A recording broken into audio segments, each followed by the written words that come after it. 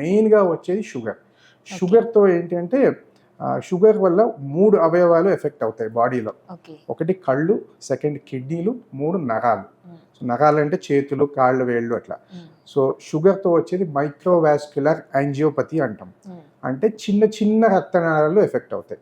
So చిన్న చిన్నవి అంటే మన వేళ్ళ టిప్స్, అలాగే కాళ్ళ టిప్స్కి. అదేవిధంగా కళ్ళల్లో నరం దాకా వెళ్ళే బ్లడ్ వెజల్స్ అనేవి చిన్నగా ఉంటాయి. కిడ్నీ లోపలికి వెళ్ళేది చిన్నగా ఉంటాయి. సో అక్కడక్కడే డ్యామేజ్ ఎక్కువ ఉంటుంది. సో అక్కడికి ఏమవుతుంది, రక్తం సరఫరా అనేది తగ్గిపోతుంది.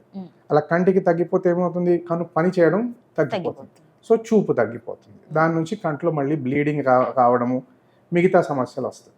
సో షుగరు, బీపీ, కొలెస్ట్రాల్ ఈ 3 ఖచ్చితంగా కంట్రోల్లో ఉండడం అవసరం. కొన్ని మందులు, కొన్ని అలవాట్లు, స్మోకింగ్, డ్రింకింగ్. సో ఈ 2 అలవాట్ల వల్ల కూడా ఫస్ట్ జనరల్గా ఎఫెక్ట్ అయ్యేది కన్నే. అందుకనే సర్వేంద్రియాణం నయనం ప్రధానం అంటాం.